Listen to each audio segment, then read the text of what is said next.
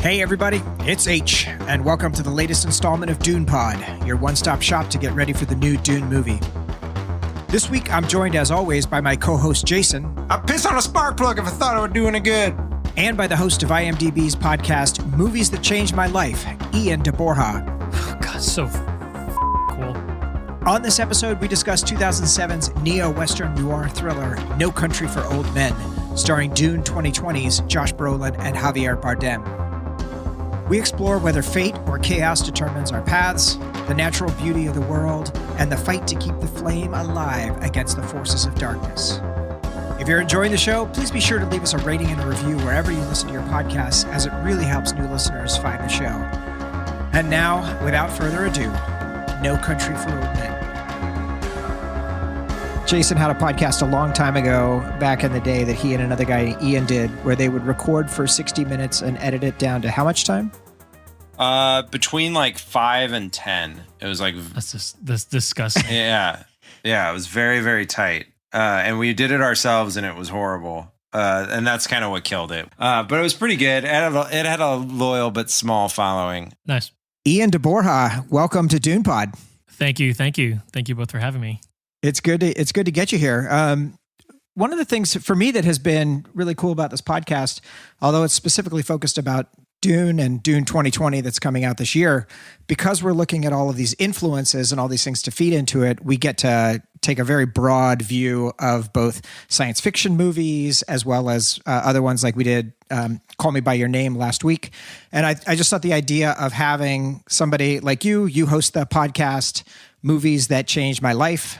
So tell us a little bit about that and kind of your relationship with movies. Yeah. Movies That Changed My Life is a weekly podcast I host and produce over at IMDb.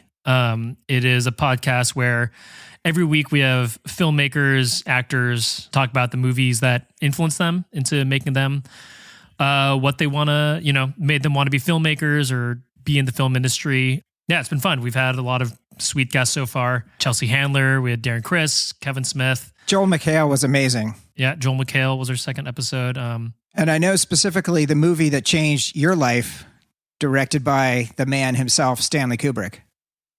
Yeah. The Shining is one of mine. If I were to be on it, it would be The Shining. The other ones would probably, Wayne's World would be up there. Probably a Wes Anderson movie would be in there somewhere. I should have written this down. Let me see. You can edit this in post. I gotcha. Let me see. Where am I? How about Jason while he's looking? What about you? What are some of the movies that changed your life? 2001, I think, would be my Kubrick entry, because that was like a movie where I saw it at like a young age, was like, I don't understand what's happening. And then I went and read the book and I was like, wait a minute, this is what's I still have questions. And I went, and it just was this like sort of long unfolding period of discovery. And then that also sort of led into me being a big Kubrick nerd, which like just opens up movies, a love of movies for you in a big way.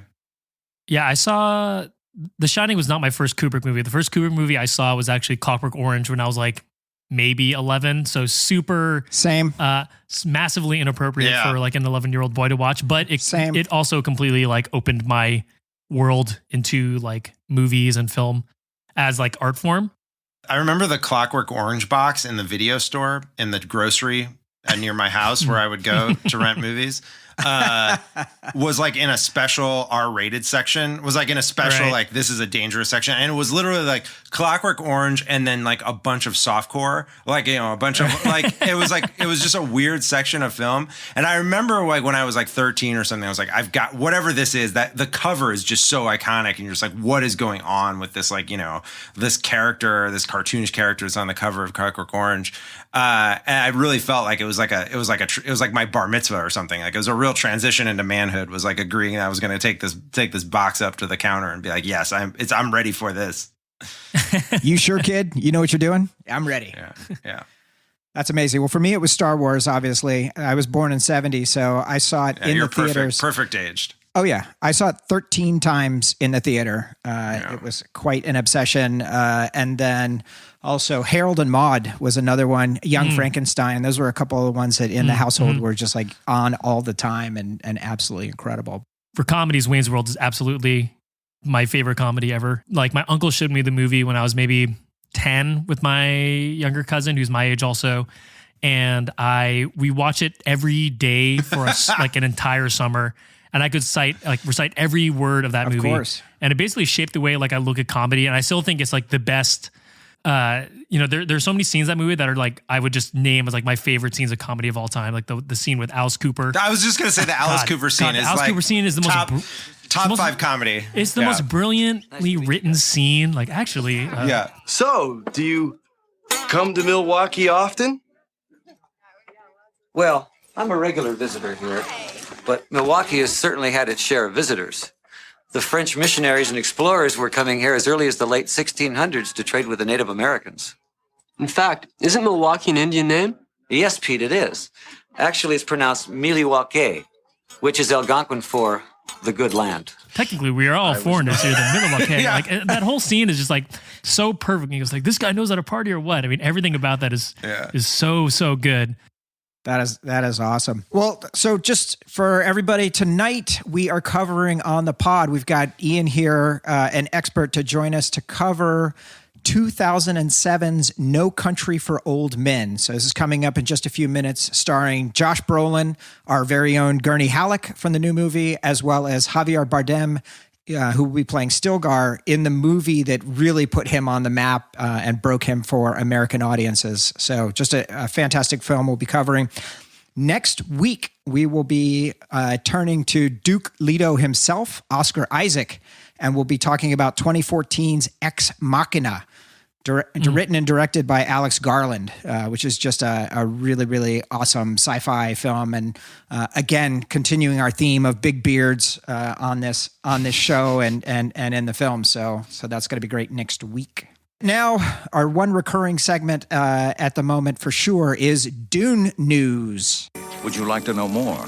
Not much happened this week. We're scraping the barrel a little bit, but we did get some set picks. So one of the things that was cool, we got a couple of shots of the ornithopters. Jason, quick take. I think I'm pro what we saw. I still think it's interesting. The set photos that come out all look very flat. Like all of the textures look very flat. And it really kind of goes to show...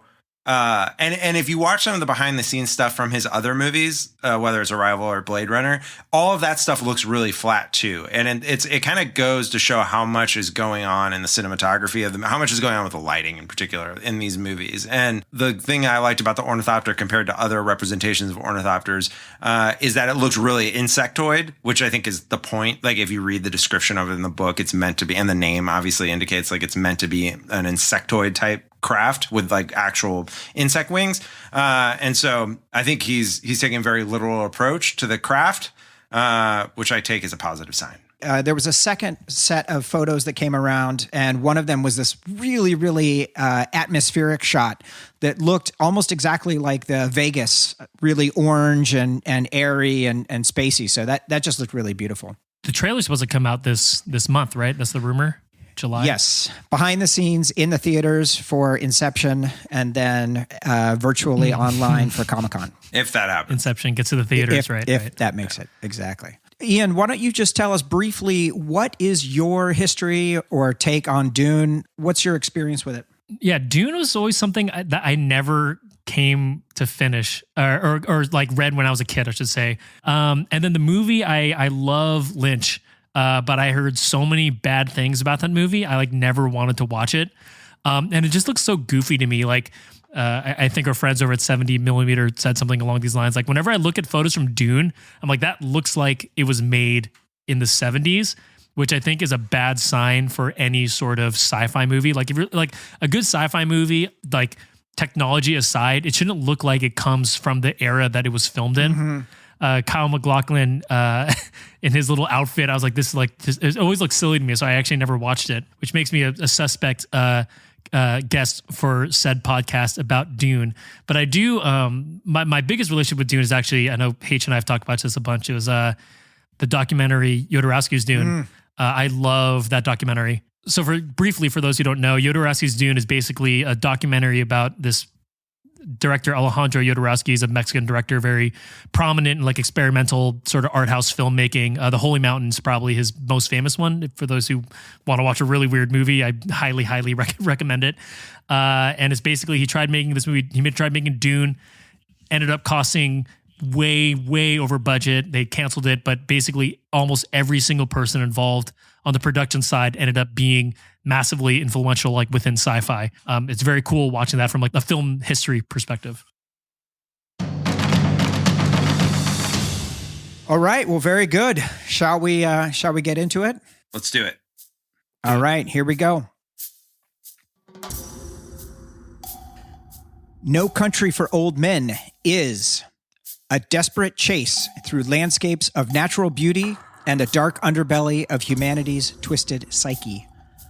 Llewellyn Moss is a hunter who stumbles upon a drug deal gone horribly awry and decides to make a run with the $2 million left behind. On Llewellyn's trail is Anton Chigurh, a maniac who will stop at nothing to get back that cash and exact punishment on anyone who sees him as he does. A third hunter, Sheriff Tom Bell, tracks both men as he tries to protect the innocent, understand if humanity has changed forever, and whether there is still a place for him in this new land. No Country for Old Men. Yes, correct. Nice synopsis. What a movie. Yeah. This is a real winner. I mean, like, I'm not like super into the obsessive ranking of movies, but I will say that the Coen Brothers are probably my favorite living directors, and this is, if not their best movie, then like they're one of their best movies. And so it is among my favorite movies of all time. For about probably 20 years, Miller's Crossing was my favorite movie of all time. I still feel like it is one of the most perfectly constructed films in terms of script, direction, the cast, all the elements of it is just an absolutely phenomenally well-made film. Love Raising Arizona, obviously completely different, but so groundbreaking in so many ways. So it's just incredible to have the Coen Brothers and to see them, in their full bloom of power. Yeah, I think for a long time, Hudsucker was my favorite movie, weirdly. I had like a real like kind of fascination when I was in high school with like the theater of the absurd. And so I loved what was going on with the kind of postmodernism of Hudsucker Proxy. But then you get into like sort of the latter day Coens where they become much more bleakly existential. With, I think it's the big sea change being signaled with Fargo, which is arguably their masterpiece. But No Country being like of a piece with that, and A Serious Man being, sort of the arty version of that as well. And I think one of the amazing things just to note about this is it's the first time they worked from adapted material. And it's such a faithful adaptation of the tone and of the book just generally, that it's kind of amazing that that the Coens and Cormac McCarthy never found each other before, because it just seems like, this is perfect. You guys should just work together exclusively and just make all of them. Like, just figure out more stuff to do, because thematically, tonally, setting, all of it just makes perfect sense for them. And, you would never know how original based on how original the rest of their work is, that this is so much of the dialogue that's in the movie is just directly from the page. It's funny that they consider, obviously, it is their first like truly adapted screenplay. But whenever I read that, it's like, Oh Brother, Where Art Thou is almost identical to the Odyssey. Obviously very flipped on its head, but the source material there is like, even the Cyclops, right? Like John Goodman has his eye patch on, stuff like that. But yeah, my favorite Coen is probably No Country for Old Men or True Grit. I love like I love like the style they have in both of those. But my first Coen Brothers, I think, like a lot of people my age, is probably The Big Lebowski. Sure. Obviously highly influential in my life. I just like didn't know movies could be written like that that movies.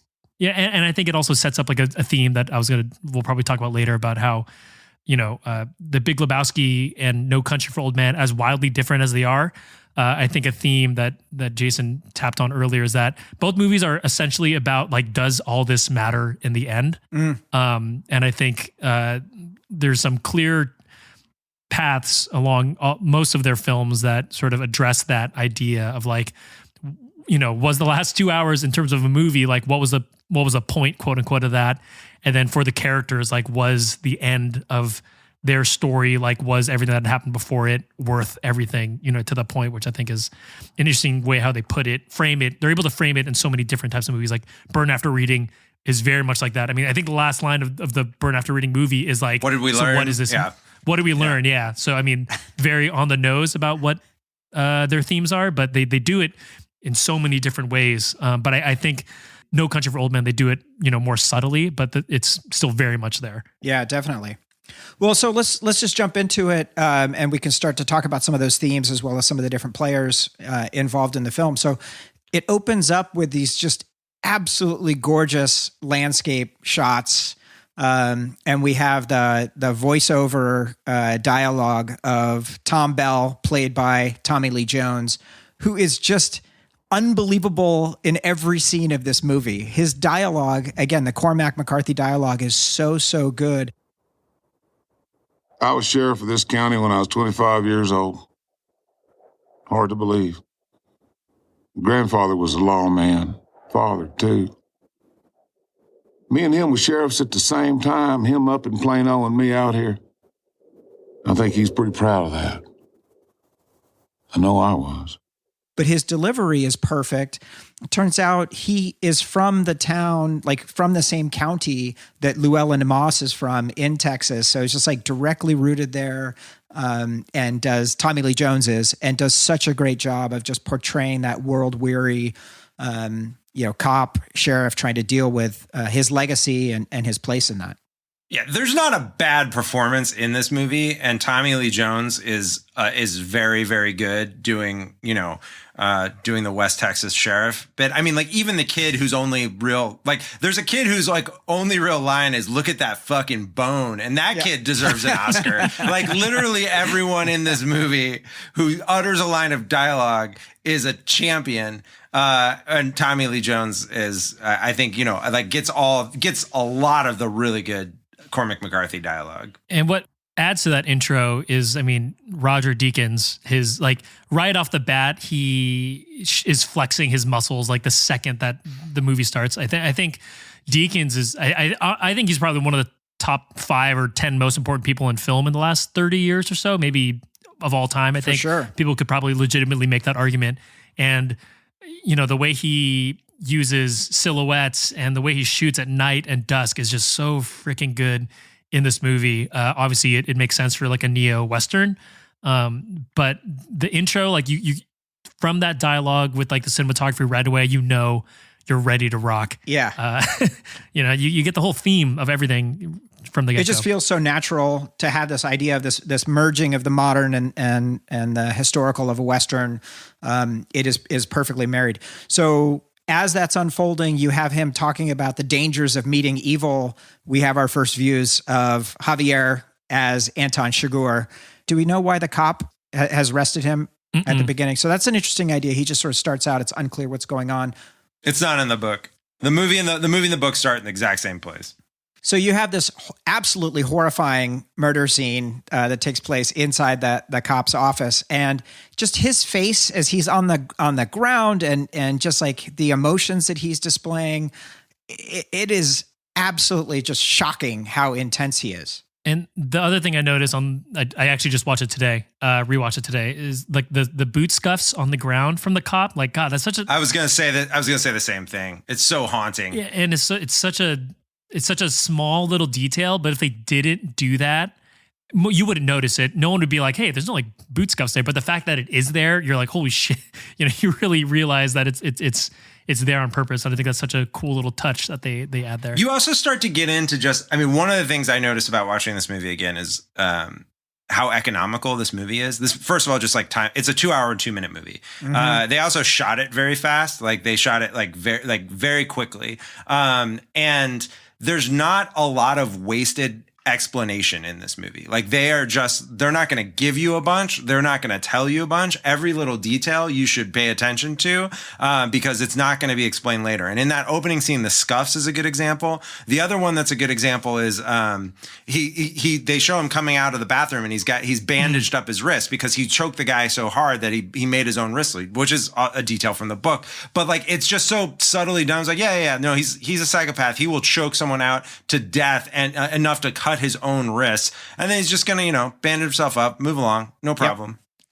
Yep. Something I also love about the intro, and obviously this is taken from the book, this is almost sort of crime noir in a way, also film noir, but a lot of crime dramas or westerns, they don't show the villain for maybe halfway through the movie. He is probably the first thing you see in this movie, right? He is. And then they show like his weapon even. Like there's no mystery about why they want this guy or who this guy is. And they even, we know exactly he has his air pressure gun, which I think is one of the most badass weapons in all of film history also. And, Tommy Lee Jones, he's a little, later he says like, how'd they blow out the lock? And like, oh, there's no bullets. But even though they know the audience knows, they still allow the confusion from the other characters. I think that's a really, really awesome way to put it. Yeah.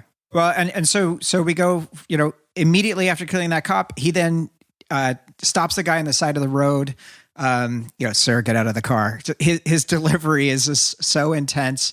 And I love this usage of, he says, hold still, please. And then he gets the guy in the forehead. And then we immediately cut to Brolin, who says, hold still, Llewellyn, as he's citing that, what is that, an antelope or something? An antelope, yeah. Mm-hmm. Okay, very good. And then he takes his shot. This is another deacon. For me, one of the greatest shots in the film is the shadows rolling across the plains. Unbelievable. Mm-hmm. It's ridiculous. How long did they wait for those shadows to come in? Yeah. I was like, oh my God. You're just like out there in the Texas desert waiting for the right cloud to move across the prairie you're shooting. Good luck.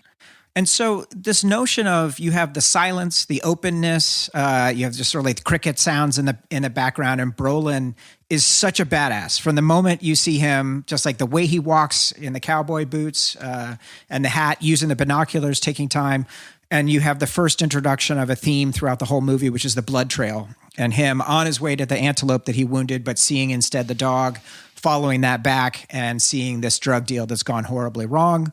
And then seeing that there is one survivor in one of the trucks who is begging for water and looking for help. I think this is something you always get in Cormac McCarthy protagonists and sort of like establishment of protagonists is like two things. One is that they're hyper competent at like world stuff, at like all the things that I can't do, like fixing things or like, being handy, finding food, like, right. like all this stuff, and there's these descriptions in the book that like match sort of what's shown in the movies, like, and it's just describing every detail of how he like strips the gun and puts it back together and knows how to keep his blah, blah, blah, blah. You're like, oh yeah, like he knows how to do stuff. I don't know how to do that kind of stuff. You always get that in the Cormac McCarthy protagonist establishment. And the other thing you always get is a lot of description of like plants. You get a lot of like, flora, like of every piece of grass that's around, every species that's around, you get like a description of it. And that's one of the reasons why I like the movie compared to the book, is that you just get to see like, sort of the cloud like sweep in, and you don't have to read like 3 pages of every plant that's growing out there. That's when it leads into a note I had from that scene also, is that it's something that I think separates good Westerns from great Westerns is like the sound editing and the Foley work done. Like great Westerns, you can hear every, piece of dirt and rock under someone's boot, the ambient noises and stuff like that. And it is so good in this movie. Just the way when Brolin is walking towards a car, you hear every little thing about it. And that really adds to like the immersion, of the film. Jason, this leads to the quote from your family crest. Cierra la puerta. Hay lobos. Ain't no lobos. Oh yeah, I Lobos. Yeah, for some reason, my wife and I have it as like a recurring joke in our family since we saw this movie and or when it came out together, we saw it in the theater together. Like we'll just be somewhere and like something will feel off, and like one of us will just be like, "I Lobos," and like And like I don't know why that's one of the many lines though from this movie that we picked up. The other one that is a routine revisit for us is, you know how many people I know in El Paso? This many. That one also comes up a bunch. But yeah, in the book it's worth noting he says "I lobos, I leones," like, and I think he's hallucinating basically. Whereas in the movie it's a little more unclear. Nice. All right, so Llewellyn heads out from there. He's doing some tracking and really being strategic about how he is trying to figure out exactly what happened, what went down, back, tracing his steps back and figuring out where somebody would go. So really getting both that hunting, and this is sort of foreshadowing of his Vietnam experience, which I thought was a really critical element, that this film is set in 1980 as opposed to the modern day. That context is super important. But he ends up finding, a case with $2 million with another dead guy, takes another gun, and then moves on his way back home. And this is where we get our first introduction to Carla Jean. What's in the satchel? It's full of money. That'll be the day. Where'd you get the pistol? At the getting place. Did you buy that gun? No, I found it. Willin, What? Quit your hollering. what'd you give for that thing? You don't need to know everything, Carla Jean. I need to know that. Keep running that mouth of yours, I'm gonna take you in the back and screw you. Big talk. Keep it up. Fine. Just another unbelievable performance in this movie. Kelly MacDonald just crushing. Before Boardwalk Empire, before she was Merida. She's just like, I don't know. I mean, I'm not an accent expert, but I don't think you would know that she is a Scottish woman, like from how well she does the accent in this movie. Just kills it. Every facial expression of just like consternation and concern is like just perfect. And I think this is the beauty of the film and obviously the book, is that there's no real reason why anyone should be rooting for Llewellyn. They don't have like a lot of money, obviously, but there's no side story of how he's trying to pay for something like, I guess his mother-in-law has cancer, but they never say like they're going to use the money to help save her. There's no real reason why we should be saying, yeah, like you need to get that money and keep it. But the way they set him up is just like a guy who comes across his money, makes you root for him like immediately. I think that's a really cool, you don't see that in a lot of movies, especially Westerns. Like in Westerns, there's very much like the good guy, the bad guy, sometimes the ugly guy. This is obviously an extreme because Sjogren, how do you pronounce it? Sugar. Oh, who's that? Sugar. Yeah, Sugar. He's so evil. Yeah, well, the closest I think you get to that is Llewellyn lying in bed that night, and he is trying to sleep, and ultimately he decides he has to bring water back to that guy. Right. So he is going to go put himself in risk. He knows that. He tells Carla Jean on his way out, that he's about to do something really dumb, and he may not make it back. And there's just a great scene there between the two of them. But he ends up heading. Wait, I just have to before he heads out, I have to point out that there's two lines in these scenes with Carla Jean that are amazing. One is she says, "Where'd you get that pistol?" And he says, "At the getting place," which I just love that. Yeah. I love that. Yeah. And then when he leaves with the water to go back to give water to the guy, he says, If I don't come back, you tell Mother I love her. Your mother's dead, Llewellyn. Well, then I'll tell her myself. that is amazing. Yeah. It's amazing. And it's like verbatim from the book, but it's like, you would think that could have been something the Coens written. Like 100% that seems like something they wrote. Yeah, absolutely. Absolutely love that. Their relationship together is really sweet. You definitely get a sense of endearment, but also there's a little bit of separation that he's keeping there. So I really love that. All right, so he heads back. Again, Ian, you were talking earlier about these night shots and like the shots of seeing, there's one truck, then there's two trucks, and then the truck's coming down and driving across and chasing him, shooting at him. And then ultimately he gets hit, and then is able to jump into the river where he's chased by this dog in a very intense moment. So good. So But it's also worth noting, like that whole chase thing, like the timing of that is, again, it kind of begs the question of raises the question of how they shot this, because it's at night, it becomes dawn by the time he's in the river. There's a thunderstorm. Like there's a lot, there's a lot going on. Yeah. Like in that sequence that they had to figure out how to put together. And I don't know. Good job. And like in terms of Deacons, this is like he does this and then he just like masters it in Sicario. They're like, hey, can you do that thing you did in No Country for Old Men, but do it for 15 minutes? Okay, thanks. Like I immediately thought 1917. He did it again. Right, or 1917 That immediately struck me. One thing I love is there's just a shot where, Llewellyn's floating down and then the dog floats by. And again, to the sound design, you just get the dog panting as the dog cruises by.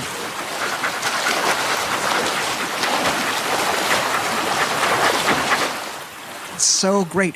But you have Llewellyn, he's out of the water, he's getting out his gun, he knows the water is going to jam the gun, he has to clear the load, blow it out, put it back in, cock it, and fire it, all within about 4 seconds.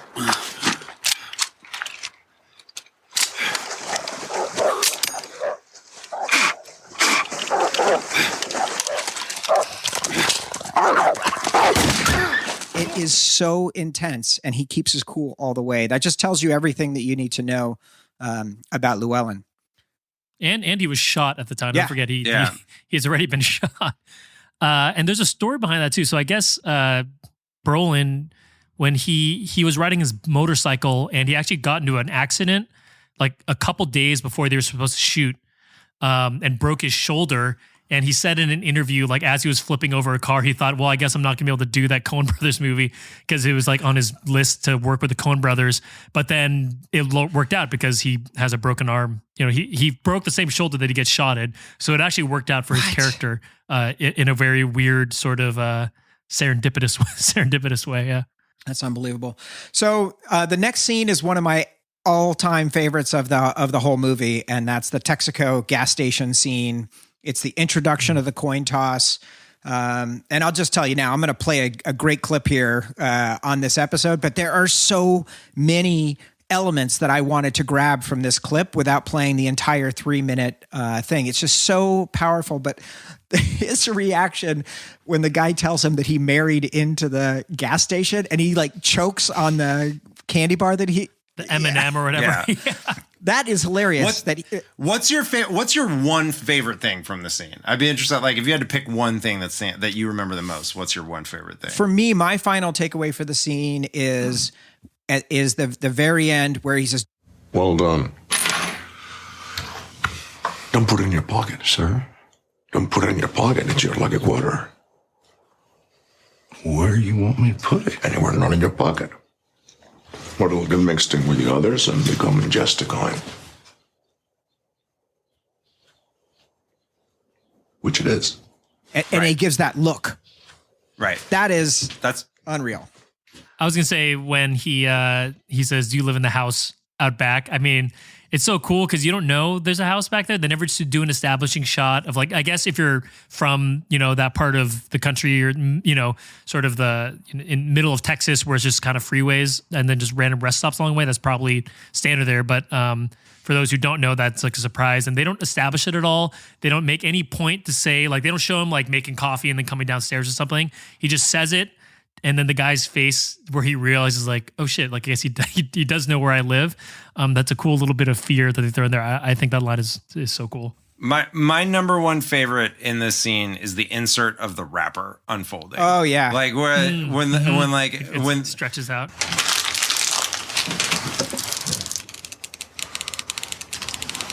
I just think that like just does so, like, again, it's just the economical nature of this film. It does so much for building tension, for just like it sort of like both breaks and enhances the spell that you're under, like where you're like, what is going to happen here? And like it makes like magical something that's like completely ordinary. That just like stands out to me every time I watch the movie. And the sound effect of it. Exactly. Yeah. Yeah. Yeah. A close second though is when he says, what time do you close? And he says, dark, when it's dark. And he looks around and it's like broad daylight. Well, at first he's like, you don't know what you're talking about. First he says now, and then Chigurh goes, now is not a time. Yeah, now is not a time. It's worth hitting. The other one that I think is important is he talks about this coin was made in 1958. It's taken 22 years to get here. And this is something that he talks about later with Carla Jean, and that he talks about with Carson Wells as well. This notion of things are unfolding, we're moving through life, we're in places, and at some point there is this open question of, I don't know, predestination or fate to determine what's going to happen. I guess he has some sort of internal barometer that he's using. Like, is that your overall assessment of Chigurh?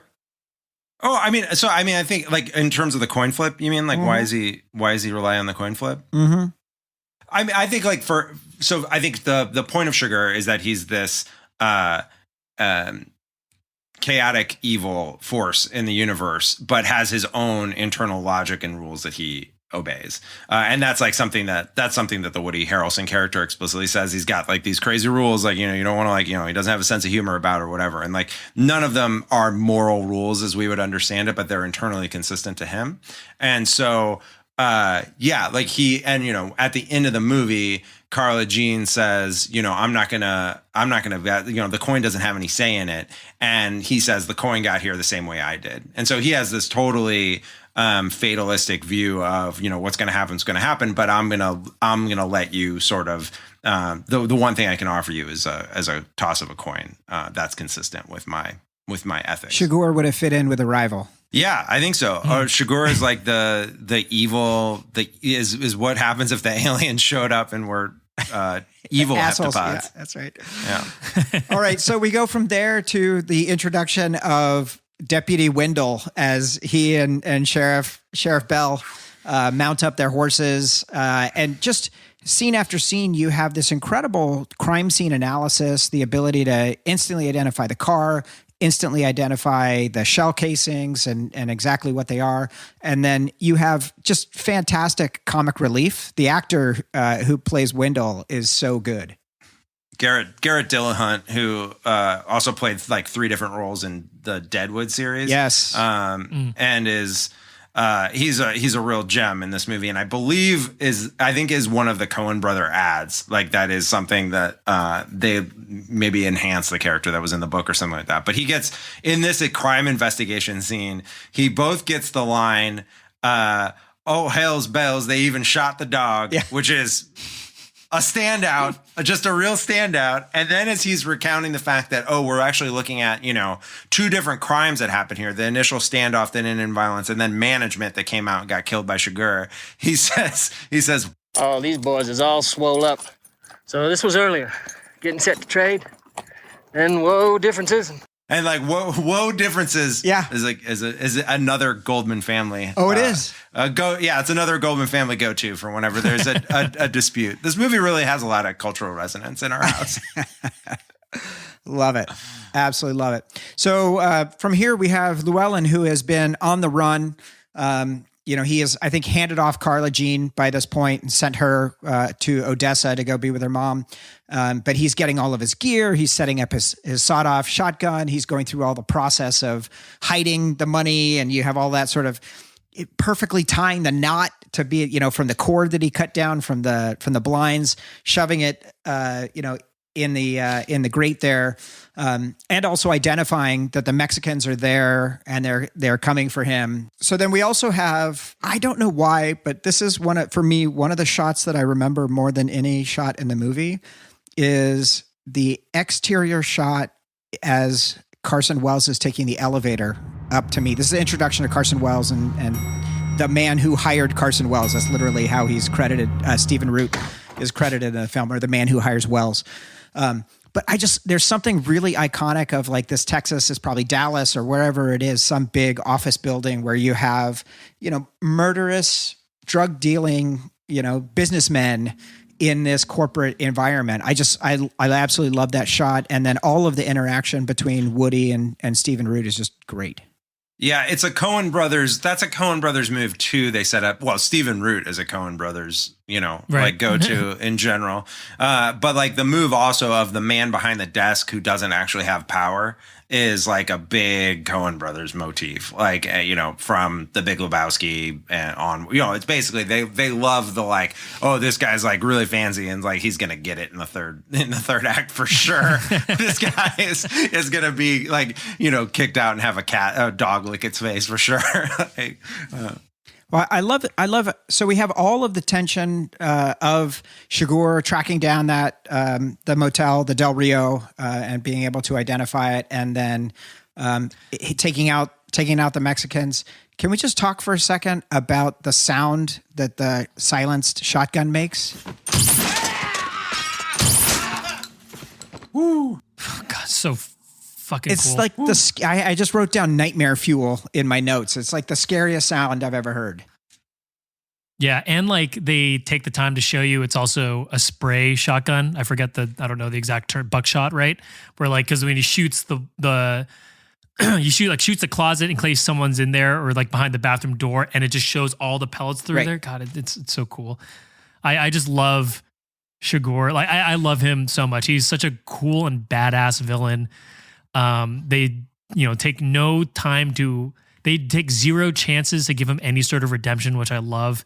In his mind, his redemption is his coin flip or whatever, but that's obviously, I don't think, true at all. And it's everything about him, his gross hair, his gun. I mean, everything about it is just so unbelievably badass to watch. When I was like reading reviews of the movie, a lot of people talk about, I mean, Chigurh obviously became kind of a cultural meme at the time when the movie came out, right? I mean, like, in the time before GIF, before GIF culture, like he was kind of the king of that time, and a lot of reviews talk about him in comparison to Hannibal Lecter as like a comp for a great movie villain, and I think like Chigurh. I mean, I love Silence of the Lambs, but like Anthony Hopkins is like eating livers and scenery in that movie, right? I mean, he is just going to town in that movie. And this is such a more restrained psychopath, like, and such a more like sinister, unrelenting force.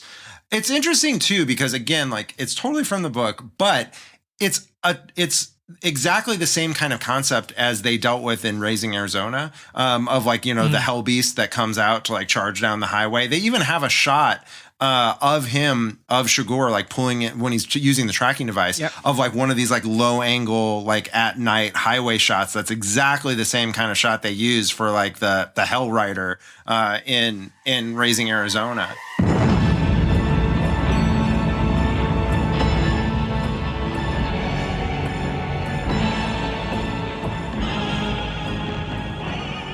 What is he?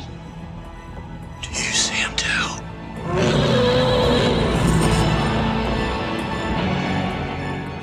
It's just one of the all-time great movie characters. Thank you for reminding me of the tracking device, because that's my favorite scene in the movie, where he is that whole sequence, but when he's driving up the street and is like the beeping, how it speeds up, slows down, and he goes in the parking lot, and it goes like he tracks back and forth, like God, that like it's so cool. And I think the best part about that, and I think the best part of one of my favorite things about this whole movie is that there's only 16 minutes of total music in the whole film, which is so. Am I scooping? No, I was going to ask that. That was literally my next bullet point. Was let's talk about how there's no score, almost no score, and like the Coen Brothers use music to their advantage so much. Like all of their movies have so many iconic movie moments. I mean, they do 2 musicals, right? Like Hail Caesar is kind of a half musical. Oh Brother, Where Art Thou? Obviously a full musical. Inside Llewyn Davis, but. Inside Llewyn Davis too, right? So they have so many things that are just clearly about music.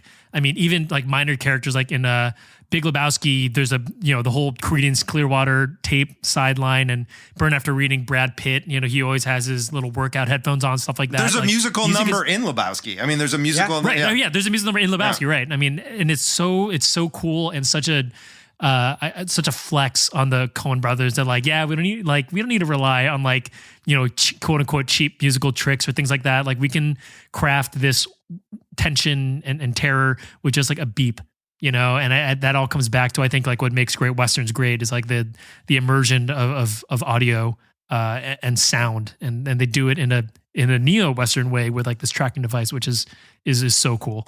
Absolutely. And I love Carter Burwell, who did the music for Raising Arizona and for Miller's Crossing as well, which to me, the soundtrack in Miller's Crossing is totally next level.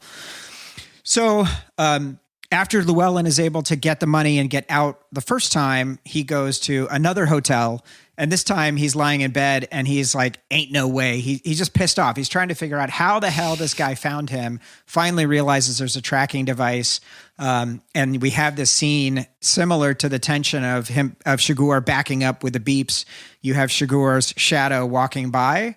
And for a second you think like, oh, Llewellyn's got his number. And then he keeps going. And then you have the light go out as he unscrews the hallway light. And you're just like, shit, this is not going to be good.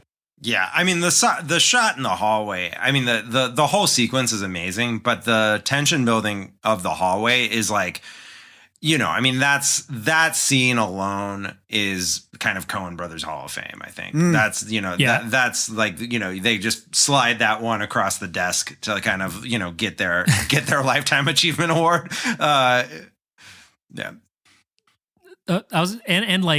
Again, in terms of like efficient filmmaking and like patience and trust from the Coens on their audience, most films, they would cut to the guy unscrewing the light bulb. It would cut to him walking up the hallway. It would show him staring between the door. Like they do, I think a lot of directors, and not even bad directors, like Spielberg, that scene would have been 20 cuts, right? Like, but the Coens do it in 5, 6 maybe cuts that whole time.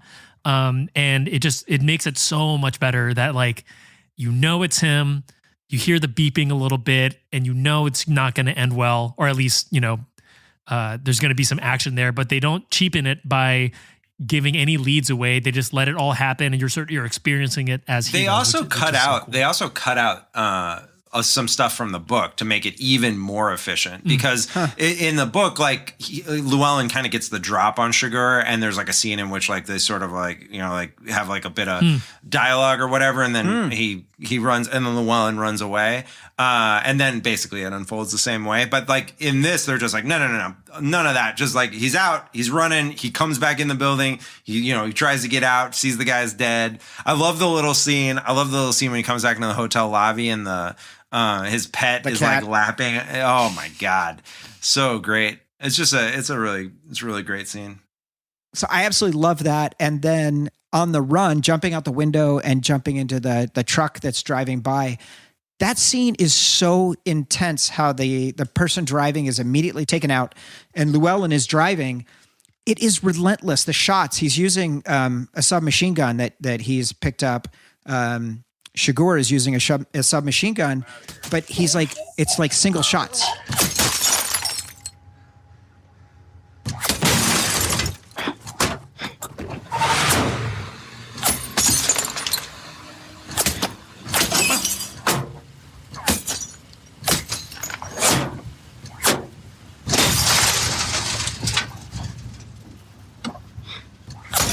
And everything just like perfectly timed, but it keeps coming and coming and coming until Llewellyn crashes. But I do love this idea that trapped in that moment, he is able to rally, get a shot or two into him, and then make his escape to Mexico. So you have Llewellyn crossing the bridge, buying a jacket from those guys. His physical acting in that scene, the amount of pain that he's in, just sort of struggling. Now I appreciate why he was struggling so much to get up on that pole and then toss the case if he had a broken shoulder. But just so great there. And then one of my favorite shots of the entire film, Ian, you talked about it earlier. There's a silhouette as he's woken up by the mariachis. It pulls back and you see the church and the sun kind of coming up behind, and Llewellyn is in silhouette, and it's just gorgeous. Absolute work of art. So then we have Chigurh's pharmacy run and then his sort of like his heal himself routine. The whole notion of the way they sort of so smoothly and seamlessly introduce how he's going to make this bomb of this car. And then as he's walking in, that shot, it really reminded me of the opening of Children of Men, Yeah, right. Just that shock of that explosion and how it's just so, to me, that's so iconic of Chigurh, that explosion happening behind him. It's amazing. It's also like, I think obviously there's that motif of like bad guys walking away from explosions. Like didn't Lonely Island did a song, they did a song about that or something, some SNL skit. Yeah. Cool guys don't look at explosions. They blow things up and then walk away. Who's got time to watch an explosion? There's cool guy areas that they have to walk to. Keep walking. This is like it's probably my favorite one. Like I think a lot of people obviously like Joker in Dark Knight when he blows up the hospital, but this is so much more badass. Just because, you know, when he walks in there, he knows exactly what it's going to do. And he also happens to know exactly where to find whatever medication he needs. So he's a student of pharmacy too. I mean, come on. What? It's so cool. And a surgeon.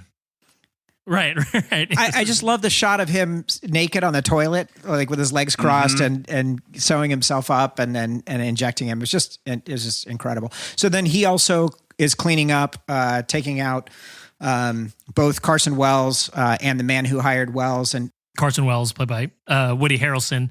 I love when movies cast huge actors for just small bit roles like this.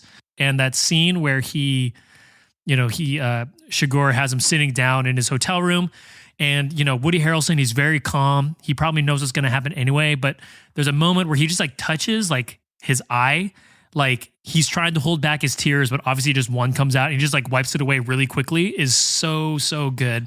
Like when I saw it, I was like, God, like it's perfect moment for that. I think he only has basically 3 main scenes worth dialogue. There's a scene in which he walks across the bridge, but there's the scene, and every one of the scenes with Woody Harrelson is amazing. Like the scene where he gets the job is the one where where Stephen Root asks him, like, what do you know about Chigurh? And he's like, he's your basic psychopathic killer. Like he has this like really bizarre line reading of psychopathic killer that's phenomenal. And you're like, okay, Woody Harrelson, that's great. And then he has a scene in the hospital with James Brolin where he's just like, you don't understand what's coming for you. And he's like, I can get away. He's like, I found you in 3 hours. Like, you know, and he's just like clearly in charge. He shows up with the flowers. He's just wonderful. And then he's got the scene that you were just talking about where he he ultimately dies in the scene. The thing I love about that, I love how I'm interested to know about that scene, because it looks like he's hot, or he's like red in the face. Like he looks like he looks physically uncomfortable. Like he looks like he had been like he had just gone for a run or something like that. Like he's sweaty, in addition to like, you know, kind of almost tearing up because he knows he's gonna eat it. He's so bummed. So good. He's so bummed. I mean, like you can tell he knows he's in this world, right? There's the quote by Tom Bell, I think earlier in the film, where he says, those Mexicans died of natural causes. This is what happens in that line of work. It's natural for that to happen. Right. And so natural, how so? Yeah. So he knows what is coming, and that there is nothing that he can do to get out of here. So in some respects, you know, he's stuck both feeling sad and also kind of trying to make any kind of deal that he can, and finally settling for just provoking him. Do you have any idea how crazy you are? You mean the nature of this conversation? I mean the nature of you. Yeah. Also, they kill him off camera, which is another just really badass moment. Like, I mean, it's just so cool. Things like that. I think before we say goodbye to Woody Harrelson, I also think I just want to share my favorite piece of trivia on this movie, courtesy of the Internet Movie Database, in which it says, in the novel on which the book is based, Sheriff Bell mentions, in relation to the drug dealers, here a while back in San Antonio, they shot and killed a federal judge. The film is set in 1980, and the line above refers to the real-life killing of federal judge John Howland Wood by contract killer Charles Harrelson, the father of actor Woody Harrelson, who plays the character of Carson Wells in the film. Whoa. So, yeah, Woody Harrelson's actual dad was a contract killer who kills a judge referenced in the book, No Country for Old Men. Wow. It's a wild fact. It must have been like, that's why they got him, right? Like, the Coens found out about the story and like, well, we got to get him to do this, right? I guess. Yeah. That's incredible. And then we have our final shot of Llewellyn as he's walking in and talking to the woman by the pool about having a beer and referencing the fact that he's keeping an eye out for what's coming. So just a super interesting choice the way this unfolded. I realized rewatching it today for the second time in 2 days, and it took me rewatching it again to pick up on it. Like the scene goes to black where he is basically turning down her offer to have more beers. And then it immediately comes out of black to Tom Bell driving, and it's maybe minutes later, maybe hours, but it was not clear to me at all until I rewatched it again today, that he actually is killed in that scene. It's not shown it's not shown the showdown. Ultimately, Tom Bell does see his body. I realized in rewatching it again, that is his body in the hotel room, but I didn't realize that when I watched it the other night. What's cool about that scene also is that it is like, as much as this is a neo-Western, there's so many elements of it that is like an anti-Western. There's no like big duel. The hero doesn't make it to the end. The hero never really comes face to face with the villain either. Like they have that mini shootout, but that's it. You know, they don't have any sort of like big interaction other than that quick phone conversation. And and he just dies. I have such a pet peeve with directors who don't trust their audience to put pieces together. And the Coens 100% trust their audience in this movie. And it pays off throughout the whole thing. Yeah, I mean, I think when I saw I remember when I saw it in the theater, I was confused. I was like, wait a minute, what? He's gone? Like this is the movie is about this guy, and I think like that's the reason why they do it is that again, not to belabor this, but like this is a deviation from the book. Like in the book, there's this whole failed kidnapping thing, and he gets killed by the Mexicans, but it's like it's in the book. This was like a particular choice to like do this like, you know, elision basically. And I think it's two things. One is it's emphasizing the point that he's actually not the main character. He's not the hero, right? Like he's not going to make it to the end. Not only that, you're not going to see him die. And two, it's to reemphasize this theme of the arbitrariness of fate. Which is also where the movie ultimately ends, which is that like, you know, you think there's some code or you think there's some sort of like, you know, law. But you know, there's a psychopath who's got his own version of the rules. And even and above beyond that, this is just a blender and no one gets out.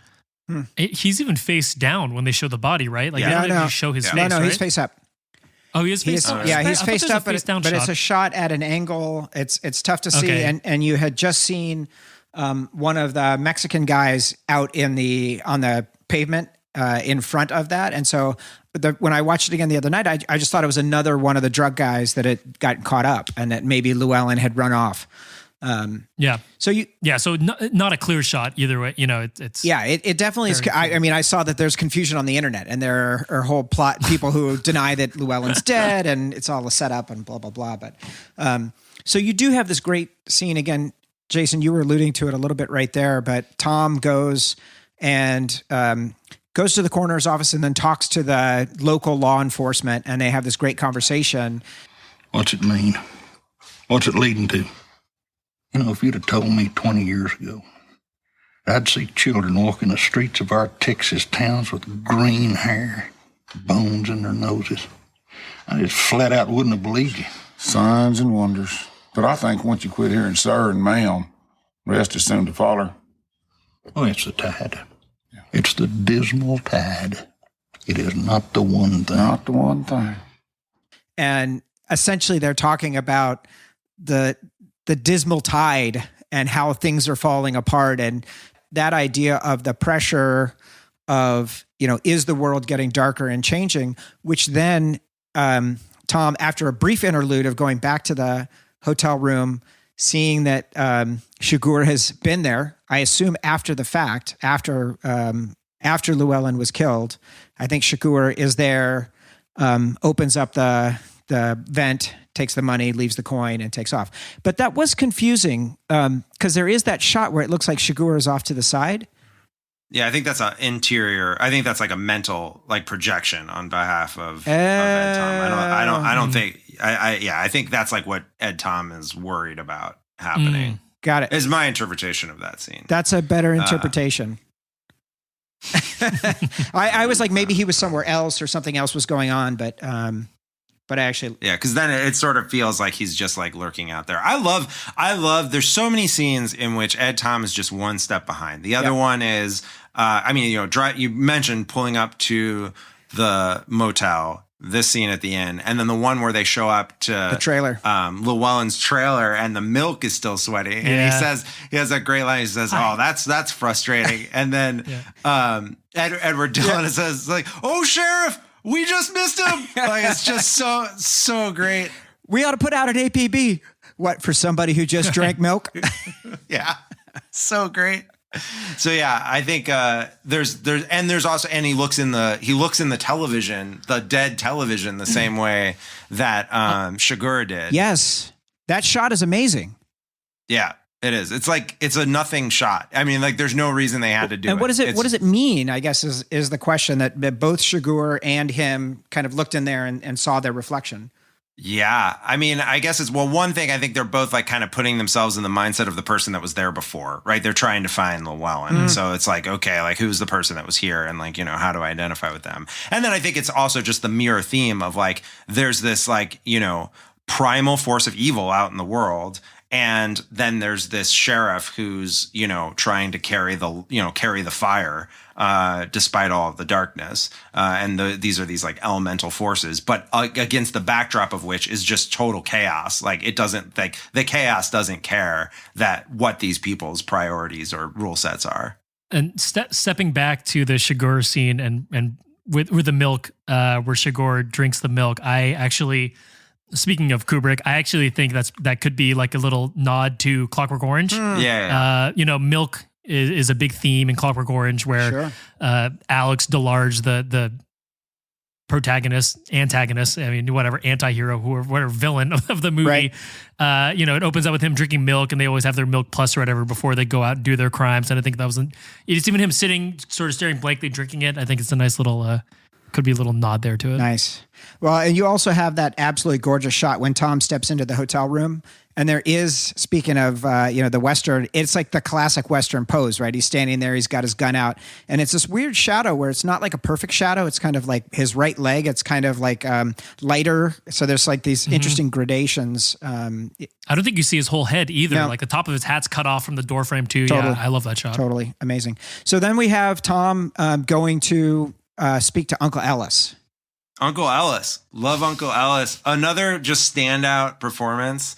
It's Barry Corbin, who most dear to me played General Behringer in War Games and has one of the most iconic lines in the history of film. Hell, I'd piss on a spark plug if I thought it would do any good. Just a champion of 80s cinema here for us in the 80s again. It's like really depressing to see Ellis in that say, I make a fresh pot of coffee once a week, whether I need it or not. That's pretty rough. But he also tells, importantly, the story of Tom's uncle, who was shot, or his grandfather's uncle, whoever, in 1908, who was shot on his porch and killed. And what I took from that is the notion that he's essentially saying things have fundamentally always been bad, and there has always been madness, there has always been chaos, and that it's not actually significantly different than what it was in the past. Yeah, I think that's right. I think the idea that he feels like he basically Tom, Ed Tom's decided he's going to quit because he feels he's overmatched. Yeah, is what he says in that scene, and Uncle Ellis is saying, look, your grandfather was shot on his front door, doing this job, because that's just the nature of the world and the nature of this country. I was just looking at Barry Corbin, Uncle Ellis's IMDb page. That guy has, first of all, he's born in 1940. So how old is he? I mean, 80. He's old. 80. Yeah. He has 6 films in post-production right now. Keep working, Uncle Ellis. Unbelievable. I piss on a spark plug if I thought I would do any good. So that's good. Amazing. Best, just the best. That is awesome. So we have the final scene here with Chigurh and Carla Jean, which is just really heartbreaking. Okay.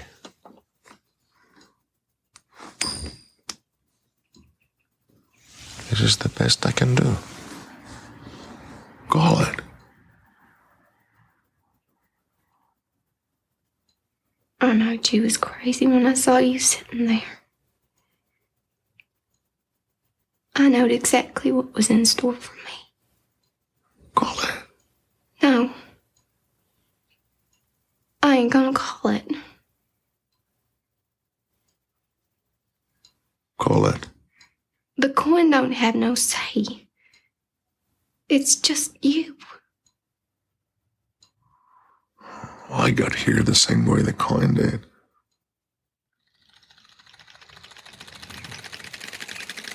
I had a moment after I watched it the other night where I thought, maybe there's a chance she made it out of there and survived it. And then when I rewatched it today, I saw him checking the underside of his boots on the way out, and I was like, all right, that's it for that. And Ian, to your point, I think this is like another great example of like they don't assume that their audience is stupid. They know they've already established that he checks his boots and like takes off his socks. Like they can just do this in a real subtle way, and like it's heartbreaking.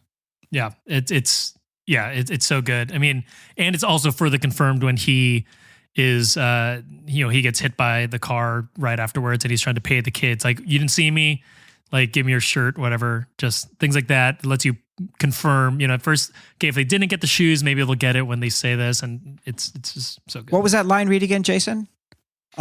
Look at that fucking bone.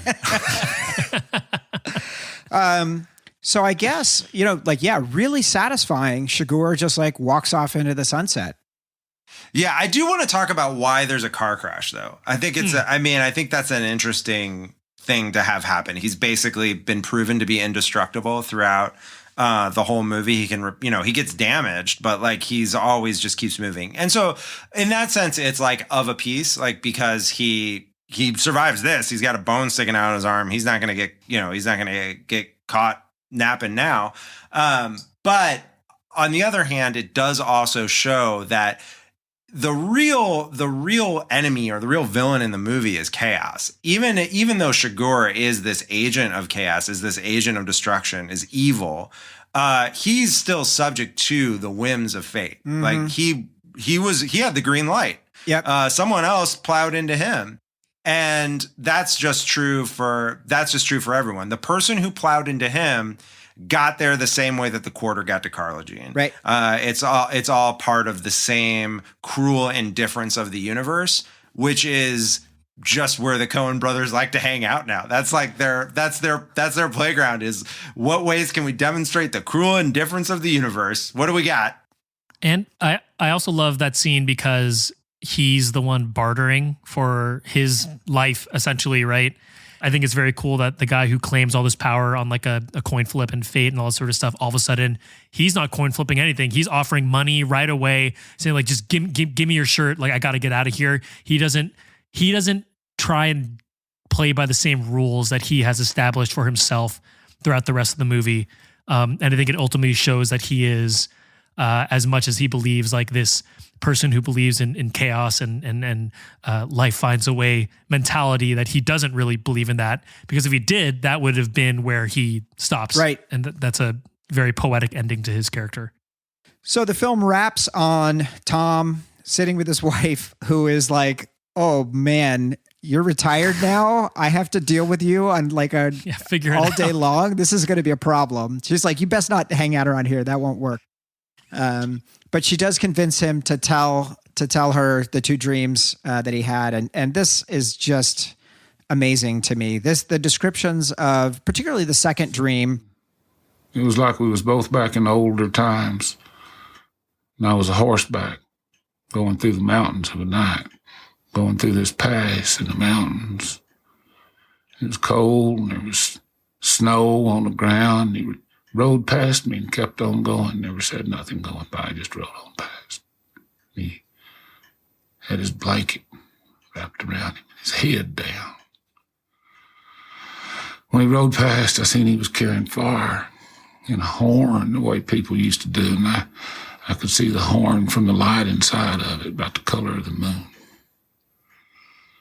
And in the dream, I knew that he was going on ahead.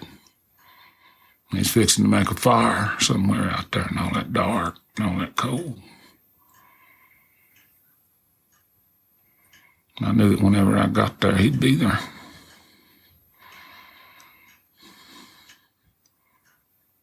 Then I woke up.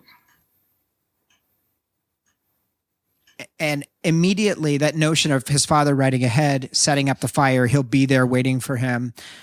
It completely took me to reading The Road by Cormac McCarthy, which I absolutely love. And the description of the keepers of the flame, right? The people who are going to do good in a world when everything tells you it doesn't matter. It couldn't be less fair. You should only be caring about yourself. And yet we still turn to protect each other and to help each other. To me, that's really powerful. Yeah, I was curious too. Is that does the book end the same way as the movie does? Yeah, that's the end of the book too. So cool. Yeah, it's really good. I think the other thing about that, that the dream, the first dream is he gets some money from his dad. Like he thinks he lost the money, which I think is a dream about being forgiven for not saving Llewellyn, because he wasn't able to get the money back. He wasn't able to solve the crime and protect Llewellyn from being killed. But his dad is there to be like, it's okay. I've got the money. So it's sort of a dream about like letting him off the hook on that. And then the second dream kind of points the way forward. And I totally agree with the analogy to The Road. I think and it is like one of these, it's both things at once. It's one, this like dedication of like, well, we're going to lead a moral life despite the cruel indifferences of the universe, because that's the choice that we're making to carry the fire forward. But it's also like his dad is dead and he's thinking about, I'm going to be there soon. And so it's about a meditation on his own mortality and his the end of his journey as well. So it's, it's not a happy ending, but it's beautiful. Ian, final thoughts on No Country for Old Men? I love this movie. I haven't seen it in a couple of years, so thank you for getting me to rewatch it. If we're talking, hierarchy of favorite films, this is definitely like on my top 20, top 15, maybe top 10 list. Like I do love this movie so much. It's Deakins, again, just showing why he's Deakins. And I think my favorite part is that it's showing the Coen Brothers just flexing their muscles of like what we can do with movies. That is just such a standout. And then I would also recommend, have you guys heard of the film Three Burials of Melquiades Estrada? No. It was directed and stars Tommy Lee Jones. Awesome neo-Western movie. It is so freaking good. Has a lot of very similar themes to No Country for Old Men. I highly recommend it. If you're a fan of neo-Westerns, you're a fan of Tommy Lee Jones, Three Burials of Melquiades Estrada, because it is a hell of a movie. Cool. You should watch that. But that's great. I love this movie. It's No Country for Old Men is fantastic. Jason. Well, you said that we only had one recurring segment in Dune News, but that is in fact a lie. We have two recurring segments on this podcast. That's true. At least. Number one is Dune News. Number two is what role would Tilda Swinton play in this movie? And I think, obviously the point of the segment is that any answer is correct, but I would like to see her in The Mother of Carla Jean. I would like to see her. I would like to see her line reading on, you know how many people I know in El Paso? This many. I'd love to see that. I think she could play the Woody Harrelson role. I think she'd be really interesting in that role. I was going to say Deputy Wendell.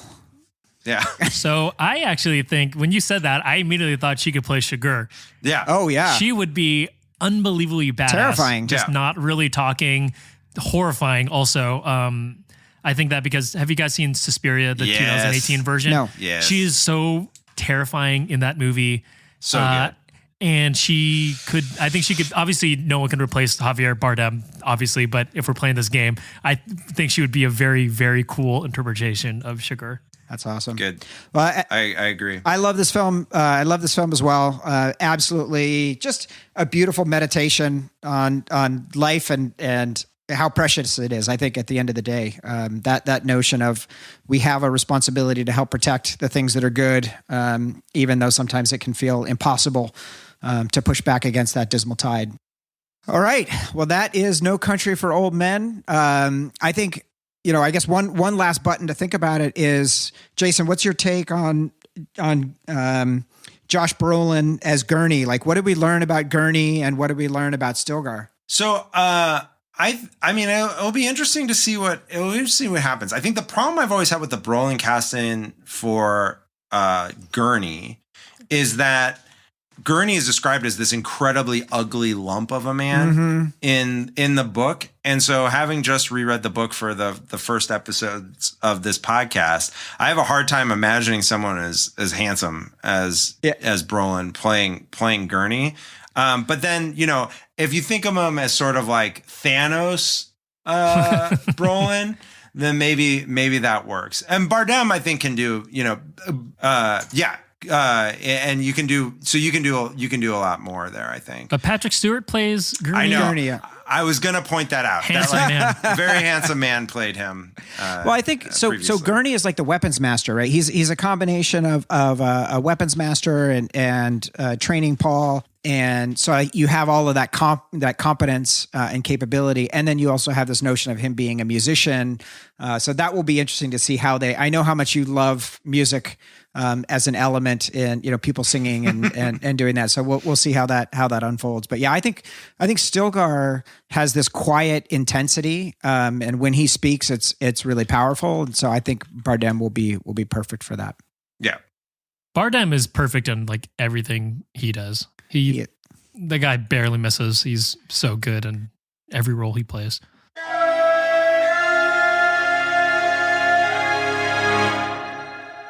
All right. Well, now that brings us to our letters.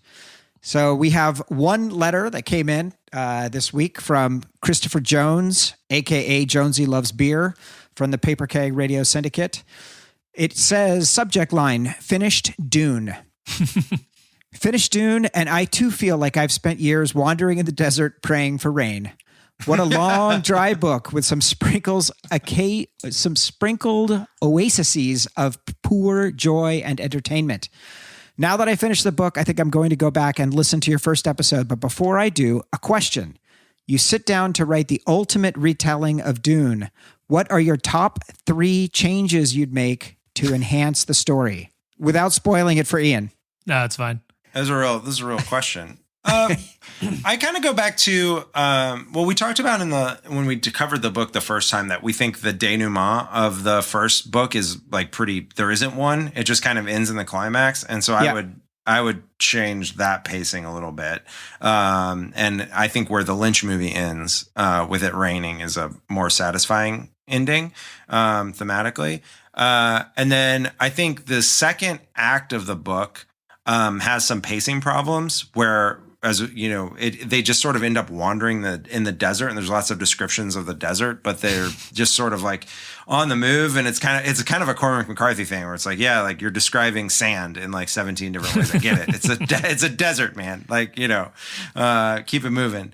And then it's interesting. I've now been thinking about this question because I reread Dune Messiah for when we're going to get to that, and I think that. And the first 3 books, Dune, Messiah, and Children of Dune were written as a piece, and it was meant to be, one story. So he knew where he was going. I just think he could have signposted a little bit better in the first book, because in the second book, he ends up, the second book is a lot like the middle section of the first Dune. There's not a lot happening. And it's it's just like, yeah, things didn't work out as we had hoped. Kind of a bummer. And so I think if he had established a little bit more that that's where we were going, he could have front loaded some of that pain. Those are my 3. I came up with 3. I'm only going to do 1. I'm just going to say I would have liked a little more fleshing out in the beginning book. I think they could have shown boots on the ground for the Giedi Prime raid. I don't know why, for whatever reason, that really hooked into me. This idea of some of the more showing the badassery that Leto had and the capability that made him such a threat that the Baron and the Emperor would be really worried about him. I have no opinions on this, but question for you two. I know Denis is doing a TV series about the Bene Gesserit. Bene Gesserit. Bene Gesserit. Would you? I've never done the audiobook. Okay, so things are pronounced as I read them on paper. That's okay. I can't spell any of them, but do you think you would have preferred to see it as like a 10-part miniseries, or are you happy it's going to be 2 films? I'm worried about the 2-film thing in particular. Not so much for the pacing issue. I'm just worried about the production. Like, they shot the first half. They haven't shot the second half. Like, there's a pandemic. Who's going to go see this movie? Will it ever be released? How are they going to get everyone back? I assume they got everyone to do 2-picture contracts that they needed to, that, like, you know, they have it like sort of agreed to. But it seems to me like a pretty big risk to try to get it all done. H knows this. I'm like not a fan of Blade Runner 2049. I love everything Villeneuve does except for Blade Runner 2049. And I am slightly concerned Dune is going to fall the wayside of that, because when's the last time you rewatched? I don't know. I didn't finish it the last time I tried to watch it. I was so unbelievably bored with that movie. I guess you actually did discover our other segment, which is hot takes. Yeah, hot takes. I am concerned because that this movie is, I have a lot of faith it's going to be very good. All the pieces are there for it to be awesome and amazing. But if it flops, they're not going to do a second movie. Yeah, there's no way. They're just going to be like, keep writing checks. And also, it might be the end of Villeneuve's career. Like, because like Blade Runner, you know, you were not the only one who didn't like it. Like, people did not actually go to see that movie. And so that would be a real shame. And it's hard because, like, I always make the argument, do we need, you know, especially now, do we need these reboots? Like, my issue with the Terminator movies that I got dragged across the coals with some of our friends. Like, no one needed a new Terminator movie. Like, but so here's the difference. So I definitely feel you, but I think the key difference is you have the canonical version of Terminator, which is Terminator. Sure. And you have, in an absolutely unbelievable stroke of luck, an incredible Terminator 2. Those are two movies that are perfect, and they don't need to be reinterpreted, and every attempt to try and get back there has been a failure. So in that respect, you're building onto a legacy that's established. Dune has never been done in the way that it really deserves to be done. And I mean, it's not perfect at all, but I have elements of 1984 Dune that I absolutely love. And I can't wait to do it on this show. Because it does, like, some of the cinematography, the set design, the costumes, the music, the sound. Like, there are some absolutely fantastic elements that Lynch introduced. I mean, the director has disowned it, so I don't know. Like, I mean, like, it's gonna be hard to defend. I think I do think people are going to see Dune. I think it's going to be a big opening weekend, especially if it's going to be the first big sci-fi release post-COVID. It's going to take a lot for people to get into the seats.